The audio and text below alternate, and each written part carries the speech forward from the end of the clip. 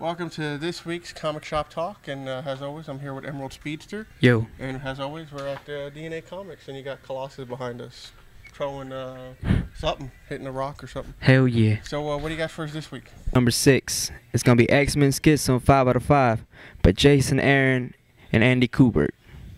Okay, so Schism's your number 6 book. Let's where's it at? Let's see it.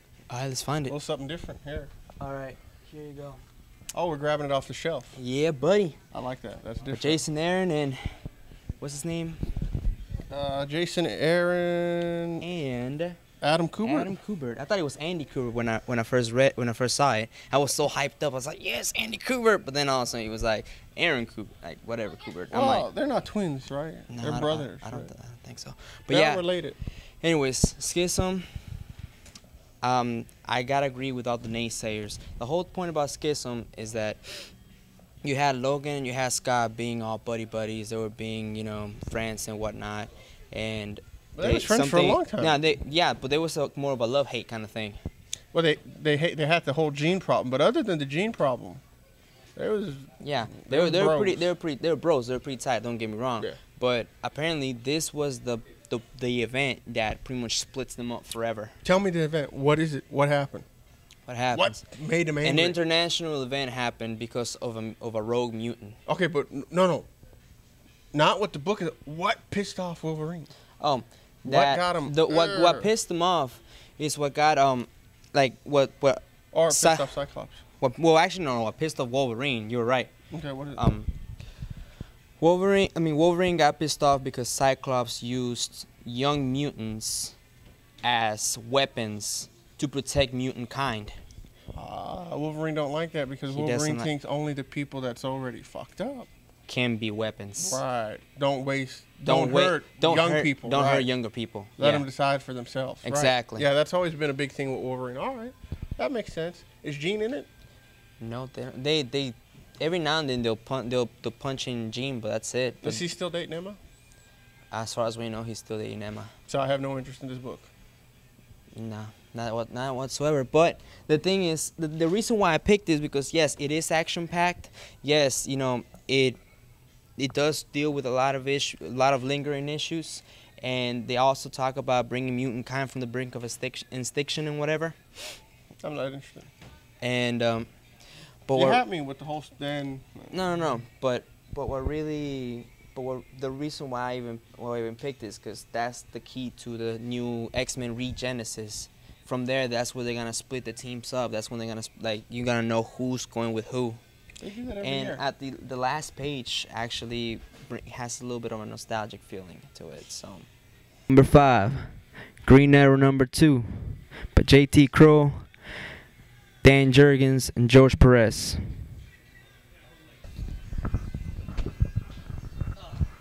Green Arrow number 2, J.T. Kroll, Dan Jurgens, and George Perez. The book was decent. I still have hopes for it, but take a look at the cover real quick on the screen there. Make it nice and big. Do me a favor. Don't get the brick wall. Get his face and his suit and his big leg. And take a look at that big leg and the hood. Tell me that's not Green Arrow from Smallville. It is Green Arrow from Smallville. Yeah, okay. Making sure. That's it. It's Green Arrow from Smallville. Now don't worry, he's talking to the editor. Yeah. Not you.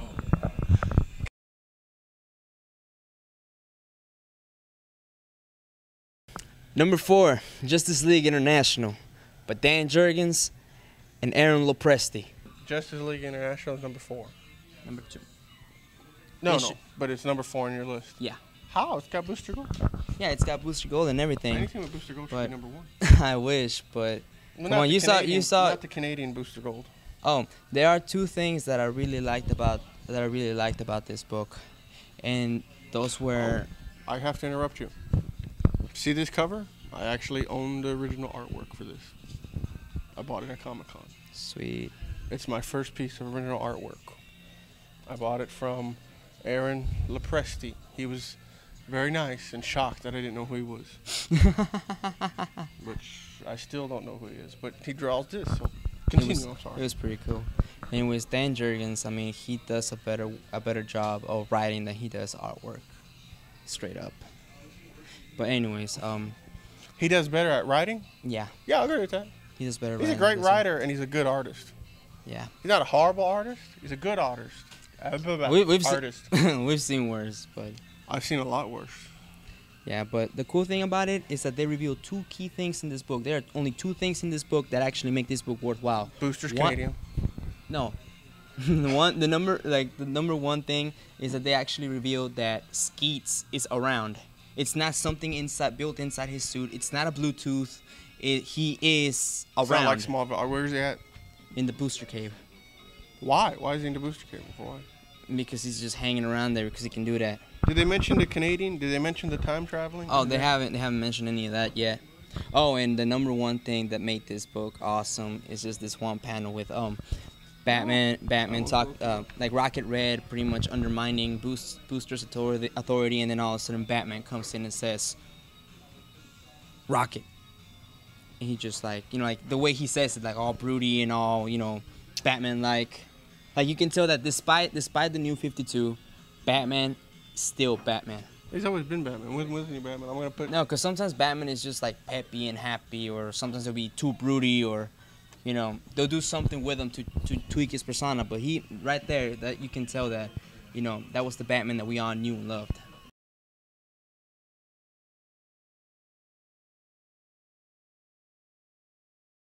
Actually, very much agree with you. Here's where I disagree with. What? I disagree with what they're doing. I want to know why is Booster still the leader if he's always been a joke. I mean, if the time traveling thing didn't happen, he's never changed. No, it did happen. If the He just 52 didn't happen, he never changed. it did happen. He just forgot about it. No, it didn't. Yeah, he forgot about it in the end of But see, it never that happened issue. though. If he forgot about it, it didn't happen. What do you got? All right, we got that one. Like, DC look, Universe you know what I'm saying? DC If Universe me- Legends if me Online. And I mean, who's this? Marv Wolfman. Wolfman have gay drunk sex, and the next day we wake up and don't remember it. It doesn't count. It doesn't. Gay drunk So what? sex. So doesn't I'm count. guessing. I'm guessing in his definition of that, he'd be like Pixar didn't happen. So Pixar didn't happen. Pixar? Pictures. So unless there's pictures on there or proof No, it didn't even if there's happen, pictures, they're Photoshop. they're Photoshop. Even if they're real, they're Photoshop. What if there's like an actual real video? Photoshop. How do you Photoshop video? CGI. How do you? It's not. What if it's not CGI? What if you hold the sign? This is the real Chris Evans. This is the real Mark Wolfman, and we're CGI. having. It's all CGI. And you're saying you're giving your state, you're stating your name, you're giving your address, you're giving your ID and everything, and you're saying CGI. it's CGI. It's all CGI. Number 3, DC Universe Online Legends by Marv Wolfman and Mike S. Miller. The third pick is because, well, I didn't get a chance to actually, put it on the written reviews, and I regret not putting it in the written reviews. But in this issue, Superman literally just goes berserk. He goes bananas. You got, if you ever seen the DC Universe Online cinematic trailer for the video game, the whole book pretty much picks up right after that left off. You got a lot of time traveling going on. You got Brainiac wreaking havoc, and you got Superman apparently gotten deceased with some exobites, and they were messing with his powers and his mind. And in this issue, Superman really regrets, like he's feeling sorry and he's feeling mad at himself because he's got, like, he pretty much killed Lois Lane. It's a shame the game sucks though. No? The game it's based on. Yeah. Sucks. I thought they were gonna do it for free now.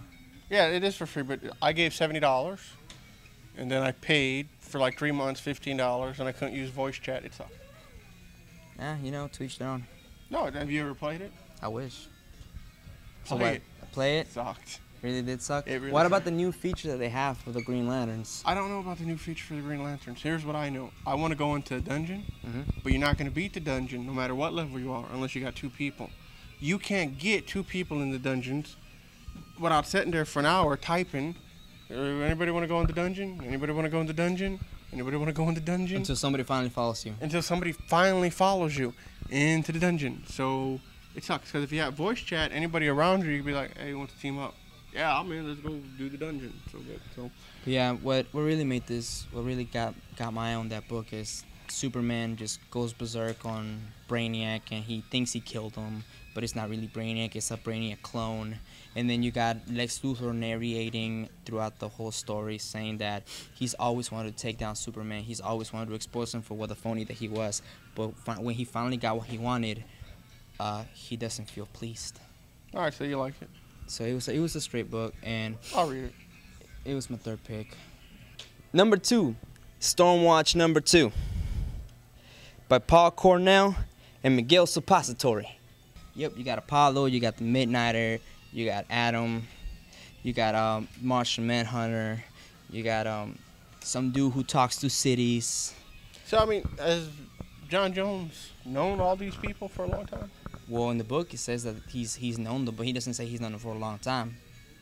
But they've met. They've established a bond. Yeah, they've already. established the bond and everything. So it's not like John Jones is walking in, I'm the new guy. No. Actually, the new guys are Apollo and the Midnighter, and they're trying to recruit them, but they don't want anything to do with Stormwatch. That's weird. I don't get it. That's not. But the cool thing is that the cool thing is that they're actually fighting the moon. They have to fight the moon. The real moon. The actual moon. All right, fair enough. Yeah, and that's what makes it cool. And you got and they already have for a team book on their second issue. They already have problems with the team and with the leadership by what's his face. I think his name is Adam 1. Apparently Adam 1, even though he was like one of the first beings in creation, and with all his millennia of expertise and whatnot, they still don't trust. They still think that they can do a better job than he can. I love the fact that this cover looks like the first Justice League cover. Yeah. Oh, with Starro? Yeah. Yeah. Just more violent. I love that one. But it does look like that, though, doesn't it? It does. It does look like that. But apparently, that little eye thing in the cover, it looks like it's actually living inside the moon, and it's controlling the moon, and it's also controlling one of their teammates. Excellent. And even though the book was a solid read, it was actually more. It was solid, but the book is really going places. I can see it do something big soon. And the pick of the week, Superman Action Comics number 2 by the great Grant Morrison and Rags Morales. Okay, the pick of the week, Action Comics number 2 with Grant Morrison and Rags Morales. We're already at number 1? Yeah, the pick of the week, number 1. Like this is the big dog, huh? This is the big dog. This is what made my dookie twinkle. You what? It made my dookie twinkle. What is that? What? The cameraman knows. I don't understand these ethnic terms. Ethnic terms. It was baller. That's what it was. It was good. It was the shiznit. It was the cat's pajamas. It was the best thing since sliced bread.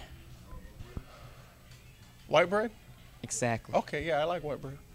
All right. Anyways, in this one you actually get you get a better look at what Superman's limits are. You get a better look at what his pain threshold can be, and you actually get a better look at Lex Luthor. And the cool thing about it is that Lex Luthor throughout this. So what is Luthor? Is he a millionaire? Is he a billionaire? He's a doctor. He's a doctor now. Yeah, he's just a doctor. He's just a doctor. Dr. Luthor. He's just a doctor. No money. Oh, he's got some dough. But not LexCorp dope. Not LexCorp dope, but is there a LexCorp? They haven't mentioned it. So he's just a mad scientist again. Yeah, he's just going back to the roots, back to the beginning. He's a mad scientist. Yes. Is he fat or skinny? About average size. Just a mad scientist. Mad scientist downing energy drinks. Downing energy drinks. Man, that's excellent. Then you got Superman being. I'll read it. And then you got Superman being a douchebag like he always is. Well, in the New 52. Okay. Back then he was a Boy Scout. Now he's just a douchebag. And I've seen that. I've noticed that. And his powers are more grounded, just like his persona, just like Lex Luthor's persona. He's weaker. He's But if he's weaker, why does Luthor hate him so much? Shouldn't Luthor hate Captain Atom a little bit more? No, because Captain Atom was Earthling. Is Superman still top dog? Superman, actually, on this book, yeah, he's still trying to discover what kind of powers he has. So in the totem pole, it's now Batman, Cyborg, Superman. Well, back here, I think that's when Batman was still developing his stuff. Okay, so this is still 5 years. This is still way before Justice League #1. Okay. So it's just Luthor, Superman, the old school Daily Planet before they demolished it and put the new one up, and just old school Metropolis. I liked it the first issue. I didn't love it. I liked it. So that's it for this week's Comic Shop Talk. But we're going to be back next week, and we're going to have at least one super special interview that's going to be pretty cool. So check us out next week. All right. You got anything that you want to add to that? He's just hungry. See you I'm next hungry. week.